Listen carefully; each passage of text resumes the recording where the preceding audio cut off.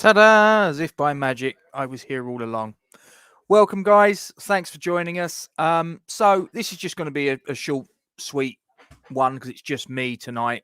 I'm here on me lonesome. So Billy no mates.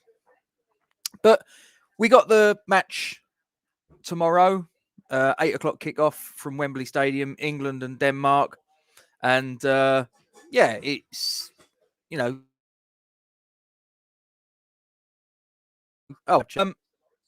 obviously we've got the game tonight. You got Italy, Spain, and obviously the winners of that go into the final to face the winner of our semi-final. And that will be a monumental clash tonight, Spain, Italy. That will be really a top game. And cheers, Dave. That'll be a top game tonight. Anything can happen. I personally favour Italy. As far as tomorrow's concerned, obviously I'm all for England. Let's have a look at the little knock up that I've done. So that's the England team that I think England are possibly going to go with, or largely what I think that Southgate will go with. I think obviously the goalkeeper picks himself. He's, Jordan Pickford's been absolutely tremendous form. In fact, he's probably been our player of the tournament, in all truth. Him or Sterling.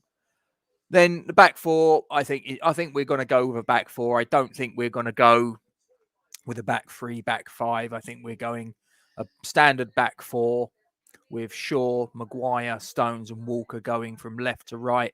I think probably the reason that Walker gets in ahead of someone like Trippier or James is because if during the match Southgate does decide he wants to go to the three at the back, Walker's been deployed as a right-sided centre-back before, so it's quite easy for him to just slip into that particular role. Whereas if he puts Trippier there, it's probably, who's going to drop in as the centre-back if during the match he went in and said, okay, I want to switch it to a back three, back five. Probably the only person that could go there if they played Trippier or James would probably be Declan Rice, and then you're probably robbing Peter to feed Paul. And then moving forwards, as I say, you've got Declan Rice and Calvin Phillips in the engine room. They were absolutely tremendous against Ukraine, in all honesty. I mean, they were really... Declan Rice, for me, was starting to look like the Declan Rice that we've seen as a West Ham player. I think that in the first couple of games of the tournament, certainly the games like Scotland, Czech Republic, it was fairly obvious that Declan Rice was playing a shield role, purely a shield role, and Phillips was the one that was detailed to be the one marauding forwards of the two. So it was quite apparent to me against Ukraine that it was a little bit more, the handbrake was released and Declan Rice was now starting to make marauding runs. I guess probably when you're 2-3-0 up, 4-0 up, against a team like that, although obviously by the time we're 4-0 up, actually Declan was off. But the point I'm trying to make, in that, once you're sort of like getting a few goals ahead, I guess the natural tendency is to, okay, fine, you don't have to shield so much. We've got a 2-goal advantage, whatever, move on. But Declan Rice and Calvin Phillips, they've been absolutely superb for me, just in front of the back four. This is where it gets, I'm a little bit sort of, is he going to play this player or is he going to play that player? I think Sterling, it's fair to say, is going to get in, no problem at all. But then the other two places, well, to be honest, they're up for grabs in my view. I mean, Mason Mount came in against Ukraine. I think he did a decent enough job. We also had Jadon Sancho playing on the right of the offensive midfield three. Again, he did a tremendous job. But, you've got Phil Foden, you've got Jack Grealish. They're the two that I think are probably going to get the nod. But you've also got people like Saka that could go there. Bellingham could go there in theory. I'd like to see Grealish and I'd like to see Foden having a go, but that's just my personal preference. To be fair, if he put Saka in, if he put Mount in, I couldn't really have too many complaints. And to be fair, they'd come in and they'd do a really good job, in my opinion. And then obviously you got the striker up top. He's now all of a sudden started to find his form. Harry Kane. Now he's got 3 goals at the minute, and Cristiano Ronaldo, and I think Patrick Schick, if I remember correctly, are both the top scorers currently. with 5 goals apiece. Certainly Ronaldo's got 5, and I'm fairly sure that Sheik's got 5 as well. So he's only two goals off of them, and he's got one more game at least. Obviously, those 2 players are out of the tournament. So I dare say Harry Kane will probably have half an eye on having, there's a chance I could be a Golden Boot winner here in the European Championships. And I don't think that at any other time that I'm aware of, there's been a guy that if let's just suppose for a minute that Harry Kane, we get to the final and Harry Kane gets 3 goals between now and then, which puts him as the Golden Boot winner of the European Championships. I'm fairly sure that nobody in history has ever been the holder at the same time of a European Championship Golden Boot, a World Cup Golden Boot, and a Premier League Golden Boot. I mean, that would be absolutely tremendous. And considering the first 2-3 games, we was all looking at him and thinking, probably even the Germany game up until the point he scored, we was all looking and thinking, this is not the Harry Kane that played, and I said it myself, that's been playing for Tottenham. So, but he's come back. He got two goals against Ukraine. His tail's up, and yeah, it's not inconceivable he could go on to be the top goal scorer at what remains of the European Championships. If we move on to Denmark, so that's what I think will be kicked out against England tomorrow. And this is the team that started the last 2 games. So you've got Kasper Schmeichel in goal, who's obviously a player that's very, very familiar to us in the Premier League with Leicester City. And previously to that, he's played for teams like Manchester City, Notts County, Leeds United. So he's someone that we in England know pretty well. I think they're going to go with a back 3. Vestergaard, obviously he's at Southampton, and Christensen at Chelsea. You've then got the captain Kjær in the middle of them. Moving forwards, Højbjerg is probably the player that we know because obviously he's had time at Tottenham and Spurs in the Premier League.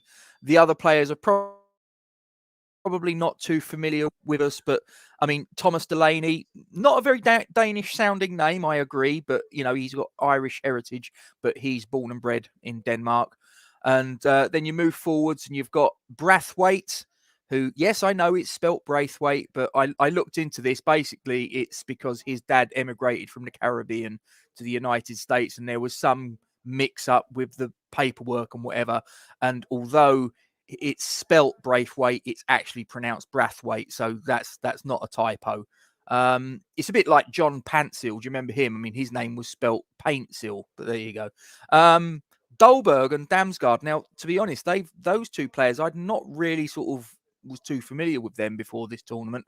I've been quite impressed with them, actually. But to be fair, looking at the Denmark team, now, I don't know about you guys, but, I don't really see that there's any player there of that lineup that I've cobbled together. And like I say, this is the team that started the last 2 games. And, I don't think it's inconceivable that this will be the team tomorrow, all things being equal. And I don't really see that they've had a player that you could look at and go, that's their star man. They obviously had the tragic thing that happened with Christian Eriksen in the first game, and thankfully, touch wood, his recovery is going well. But they seem to have, as a result of that, they seem to have been galvanized, and none of them players are what I would have been a standout for their team. Yet they've got to a semi-final.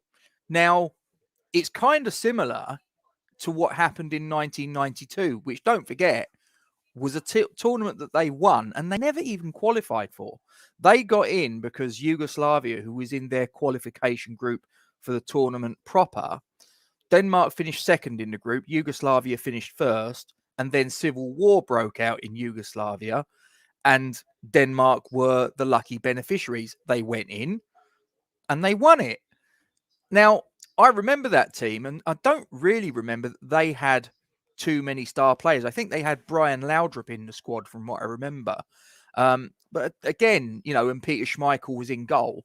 But they never really had a standout player that you looked at like you do with Portugal, with Cristiano Ronaldo, like you do with Argentina, with Lionel Messi. And you don't really look at the team and go, that is their star man. I don't look at Denmark and see they've got a star man, but whether it's because they've been galvanized by what happened with Christian Eriksen and that they've managed to find an extra 5-10% collectively, or what's happened. But even in let's not forget, in that game against Finland, Denmark were the better team until what happened with Eriksen. And then after that, they just didn't, they looked completely lost, and Finland capitalized, which was perfectly understandable given the circumstances. Then you move forwards, and they had the game against Belgium. Belgium, the number one ranked team in the world. No disgrace in losing that game, but they were 1-0 up in that game and looking good. But Belgium just had a little bit too much for them over the 90 minutes. And then they moved forwards. They absolutely smashed Russia to pieces, 4-1. Copenhagen, the Parken Stadium was rocking that night, and they looked really good. They then go in against Wales, and Wales, I don't know whether it was Denmark played really well or Wales played poorly. I think it was 6 of one, half a dozen of the other, in all honesty. But again, they done them 4-0. And then you move to the Czech Republic game. And again, I don't think that they looked sort of like outstanding against the Czech Republic, if I'm being honest, but I think they were the better team overall. I think it was probably a sort of 60-40 in Denmark's favour, and obviously they got through 2-1 into this game that we've got tomorrow. So just moving on. So that is our historical record, England's historical record against Denmark. Now, overwhelmingly, I'd suggest we've got an advantage there. 12 wins, 5 draws, and only 4 defeats for England. However, if I just move on, more recently, hang on, I don't know whether, let me just get rid of that banner, because you should be able to see this a little bit clearer. The last time that we clashed was in a Nations League match, 14th of October last year at Wembley, and that was a defeat for Gareth Southgate's men by a score of 1-0. So in our most recent record, our most recent match against Denmark, we came on the wrong side of it in a game at Wembley Stadium. Hopefully tomorrow will be a slightly different proposition. I think it's fair to say that although I think the Nations League is probably a better solution than having just friendlies left, right and centre and having a kind of meaningful tournament, because it's still in its infancy, I still think there's a little bit of a tendency for players to not maybe take it as like it's as big as it's certainly not a big deal like the World Cup and the European Championships. But whether you look at that result and take too much out of it, it's entirely up to you, really. If we look at their respective records in this season, this is England's record going from the 5th of September up to the match against Ukraine. Now, I obviously put this up before the Ukraine game. Again, the only difference since then is that obviously we've got the 4-0 win against Ukraine. Other than that, we've lost 2 matches. One of them, as I say, was to the Denmark in the Nations League game. And the other game was in Belgium, a 2-0 defeat. Again, they're the number one ranked team in the world. No real shame in going there and losing 2-0, in my opinion. They're the number one ranked team in the world. Whether you take much out of FIFA World Rankings or not, they are. That's a fact. So this, however, is Denmark's record. Now, I would suggest that this is not as good as England's record. You've got 4 defeats in and amongst that. But as I say, the one thing that they'll be taking out of that is the fact that obviously the last time that we clashed, they actually managed to get the upper hand. And just going on to our little factoids. So England have won just one of their last 6 competitive meetings with Denmark, drawing 3 and losing 2. With that victory coming in the 2002 World Cup by a score of 3-0. If I remember correctly, Rio Ferdinand scored. This will be the 3rd meeting between England and Denmark in a major tournament. England won 3-0 in the 2nd round of the 2002 World Cup after a goalless draw in the group stages of Euro 92, a competition that Denmark went on to win, as I said earlier. So All 7 meetings between England and Denmark at Wembley Stadium have finished 1-0, with England winning 5 and Denmark winning 2. Denmark have won the last 2 competitive games against England at Wembley, which was in 1983 and 2020, with no side ever winning 3 consecutive competitive games against the Three Lions at Wembley. So, is that glass half empty, glass half full? I'm not quite sure how to take that one. This is Denmark's 4th appearance in a European Championship semi-final. They've previously made it in 64, 84, and when they won it in 92, with the Danes going on to win the trophy following the last appearance in the final 4 of the competition. They beat the Netherlands, I think it was 2-2 after extra time, with Denmark winning on a penalty shootout. If I remember rightly, I think, was it Bergkamp had a penalty, or it was either Bergkamp or Van Basten had a penalty saved by Peter Schmeichel, whose son will obviously be playing tomorrow unless something very strange happens. And then England are playing in their 3rd European Championship semi-final. We lost to Yugoslavia in 1968, going out on penalties to Germany at Euro 96. As it stands, England have played more games at the European Championship without ever reaching the final than any other nation, and we've played 36 matches. Let me just get rid of that. And then I'm back in the room. So, as far as I'm concerned, I believe it will be an England victory. The problem is, though, that I've been here many, many times, and obviously I'm a West Ham fan first and foremost, but West Ham and England, following both of those teams, it's kind of a similar sort of beast. You know, we sort of like go into matches that we fundamentally should win. And like I say, if you look at our every single way you want to look at it, you look at our record head to head over the years, we're on top. If you look at our season compared to their season, this season currently, our record is superior. Even if you look at the bookies, now I've got a little tab here, Bet365. Other bookmakers are available. They've got us 11-8 on favourites, and Denmark are 17-4 against. Now, even the bookmakers, very rarely get it wrong. 8-11, 11-8 on. Wow. Whichever way you look at it, we're massive favourites, and we've got a home advantage. I believe there's going to be 63. I think they said on the news earlier, 63,000 fans in the stadium, the vast majority of which will be chanting for England.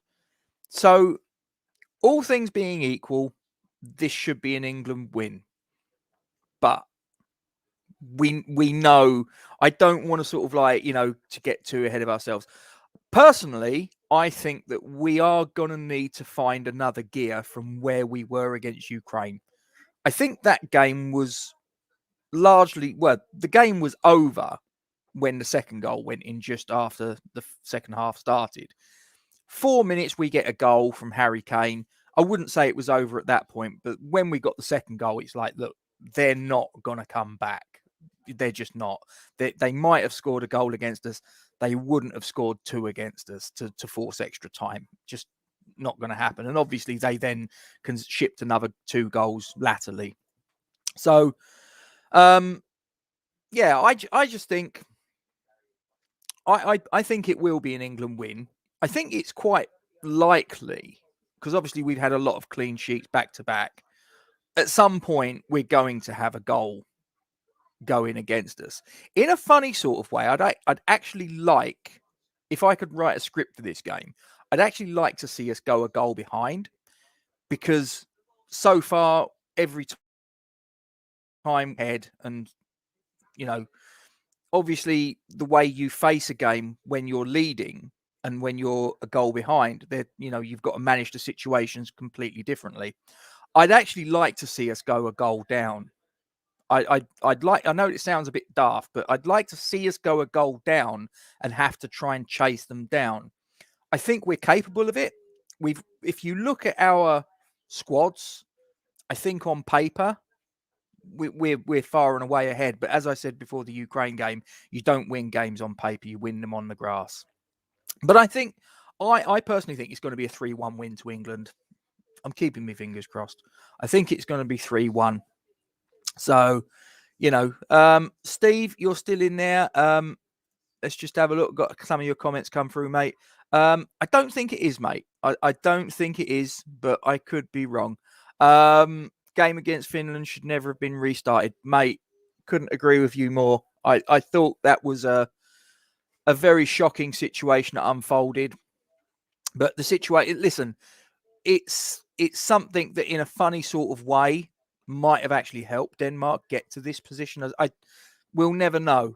We'll never know because, the cards fell the way that sort of, what would have happened if.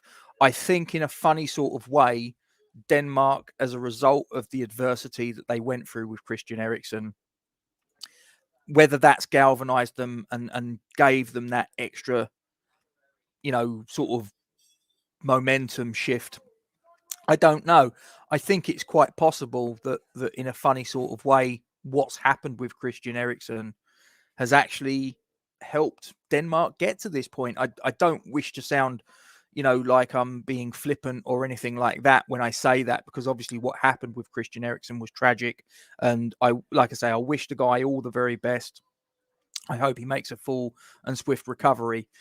But I do wonder, would Denmark be in this spot had that not happened with Christian Eriksen? The tournament would have just progressed more normally for them, because obviously what happened with him was such a shocking thing, and they were all there to witness it. They all saw it unfold before their very eyes. And I do wonder, did it kind of give them, a little bit of maybe a siege mentality, if you will? I mean, this is something that Alex Ferguson used many, many,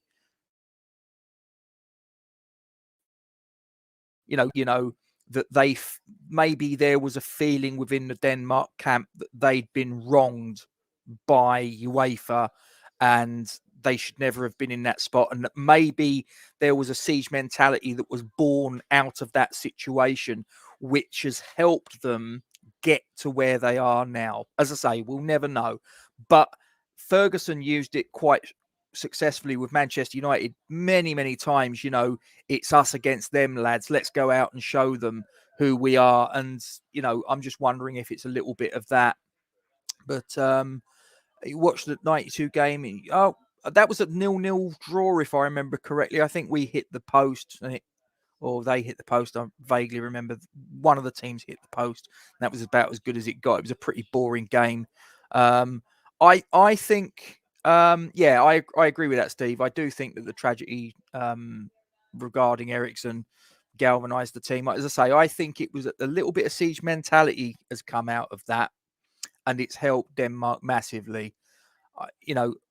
I think if they could go back, they'd obviously, they'd rather that never happened with Christian Eriksen, but it happened. It happened. We're where we are. We're not where we want to be. Now, like I say, I think that Denmark, we do need to find another gear.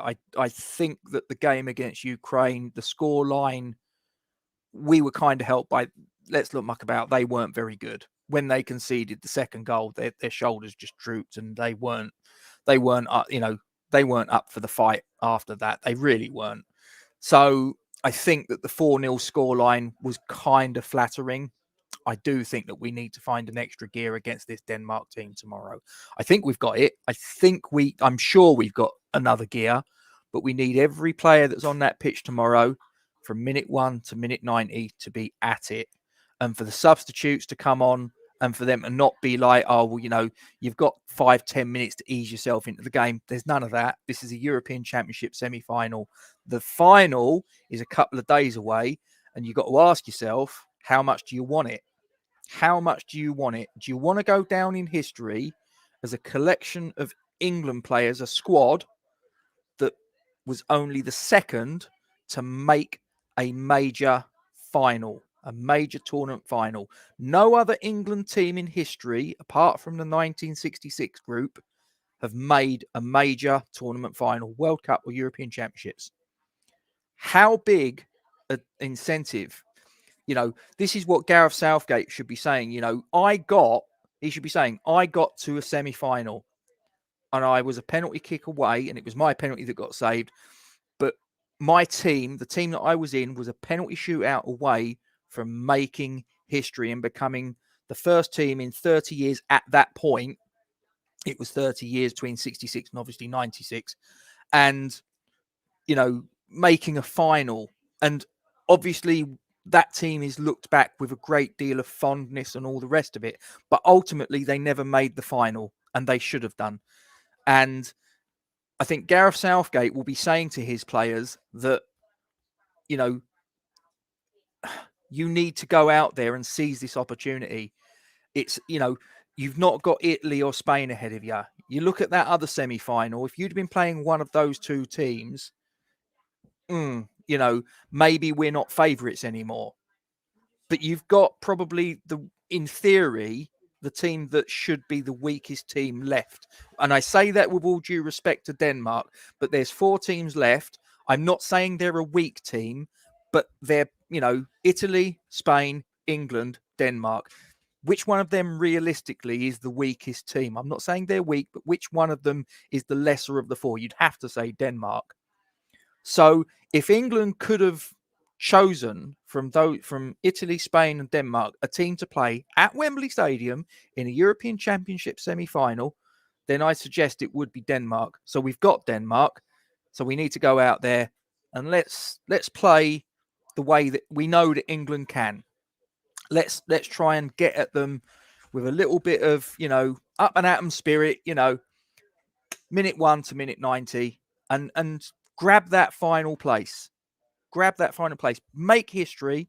Let's become the first team since 1966 with the 3 lines on a shirt to walk out and represent the country at a major tournament final. And that's basically how I'm going to leave it. So, Steve, you've said you're going 2-0 England. Well, we've both got it by a 2-goal margin. I'm going 3-1. I wasn't, my friend. I didn't turn up until about 9 years later. And yeah, exactly. All of that team. And that's how I think Gareth Southgate needs to sell it to them. You can become legends. Yeah.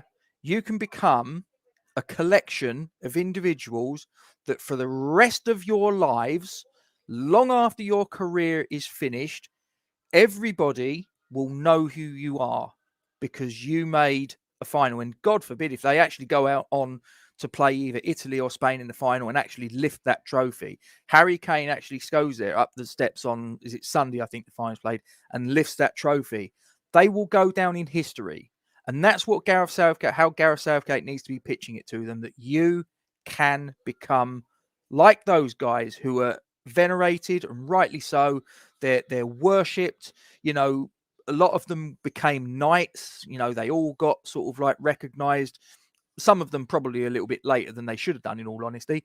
But, do you want to go down? Do you want to become Sir Harry Kane? Do you want to become Sir Declan Rice? Maybe in another 20, 30, 40 years, who knows? If you do, take care of Denmark. Go out there and do the job. Do your country proud. And then we'll see where it goes. That's me done.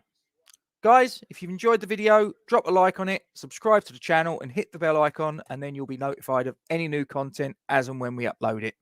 This has been a short and sweet one from me. It's just been me rambling on incoherently. I hope you've enjoyed it. And I'm going to go on and start watching the Italy-Spain semi-final. I think that one's going to be a really good game.